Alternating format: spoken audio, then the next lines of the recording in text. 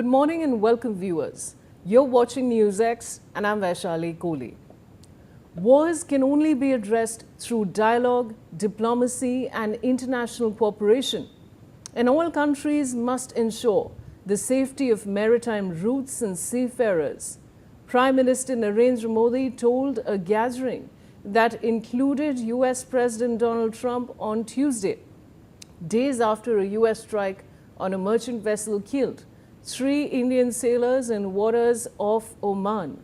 PM Modi made the remarks while addressing an outreach session of the G7 summit in the French resort of Evian on the theme of forging new partnerships and rebuilding international solidarity. India, along with Brazil, Egypt, Kenya and South Korea, was among partner countries invited to the session held 2 days after Iran and the US agreed on a peace deal. Modi welcomed progress in the peace efforts in West Asia and noted that the conflict had claimed the lives of many Indian civilians and resulted in loss of life and property in friendly countries in the region. He further added that the disruption of maritime trade through the Strait of Hormuz also harmed the global economy. And joining me now is Ambassador KP Fabian, former diplomat. Ambassador Fabian, welcome. And of course, we all are aware of this unfortunate incident where India lost its sailors. Now, PM Modi's statement comes in the presence of Donald Trump. How do you read into this? Thank you. It is most appropriate that Prime Minister Modi has spoken at the G7 in the presence of President Donald J. Trump because India had taken it up at the Foreign Office level when the USCDA was summoned, and at a higher level when the External Affairs Minister spoke to his counterpart.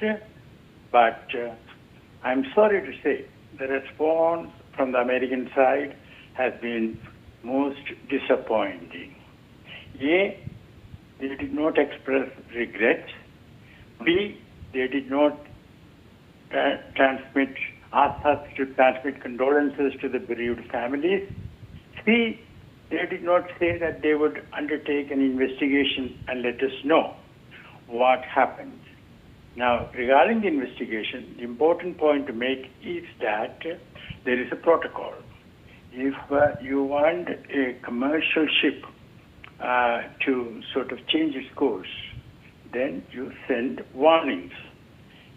Well, mostly in English or in appropriate language. Anyway, in this case, English would have been quite all right. And after that, if it doesn't work, then you shoot, but shoot in the air. If that doesn't work, you shoot in the waters near the ship. If that doesn't work, you shoot by the side of the ship. But you never send Hellfire missiles into the engine room because that will risk the lives of all the sailors. It is never done. And the way the Secretary of War exulted over the torpedoing of that Iranian ship, remember, in early March, that was so disgusting. And I'm sure that Prime Minister Modi will raise the matter again with President Trump when they meet personally. Now, let me make one more point. When the BRICS was meeting here at the level of foreign ministers, before the meeting, hopefully I told your channel, but I don't know exactly which channel, that India as head of the BRICS should take the initiative to propose sending in a humanitarian mission to the stranded ships. Because, they were stranded for, at that time, more than 90 days. You run short of food, you run short of medicines, and people can have illness. A humanitarian mission consisting of doctors, nurses, and carrying food, medicines, and all that. And both Iran and the United States should be asked to provide protection. That is, they should not attack the mission. And one more reason, let me tell you, India provides more sailors than any other country. The actual number seems to be about 360,000, out of which about 50% will be on active duty at any given time. So India had all the reasons. Now, even now, it's not too late, because thank God there is some respite. Hopefully, there is peace dawning. Hopefully, we do not know. But these people have been there for so long, and even now, a humanitarian mission, BRICS humanitarian mission, can and should be sent.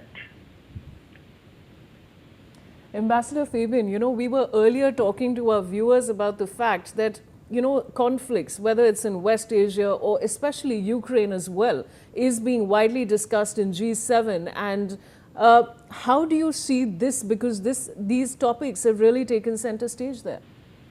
Well, as of now, President Trump has shared, well, I don't know to what extent, his thoughts about the MOU with Iran. And President Trump is sounding quite optimistic, and I am very glad about it. And in fact, I have seen the full text carried by Al Arabiya English. Well, hopefully it is a correct text. Well, it's a text very well drafted, and I can see that Iran has played the chess game to perfection. And Iran should be admired, and President Trump also should be admired, because it was a mistake on his part to have joined Prime Minister Netanyahu's war. Everyone makes a mistake. Important thing is to correct it.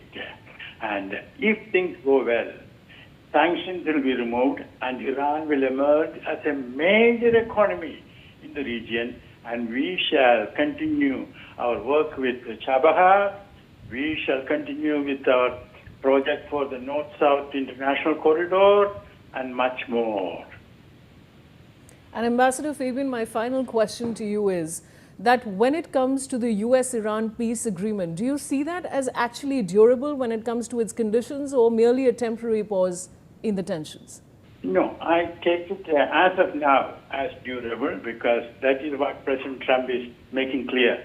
In that 14 point, there is a clause about $300 billion for reconstruction. It's not that American taxpayers' money, as President Trump explained, that it will be, companies will be investing. As I said earlier, if the sanctions are removed, Iran will emerge as a big economy, and it will be very profitable for companies to invest there.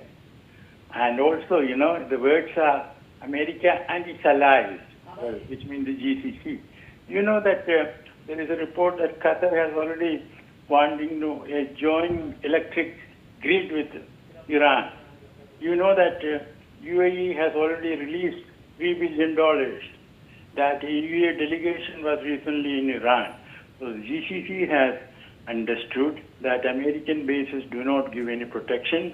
In fact, they attract attack, and it is necessary for the GCC and Iran to live as good neighbors. Ambassador Fabian, always a pleasure speaking to you. Thank you for joining me.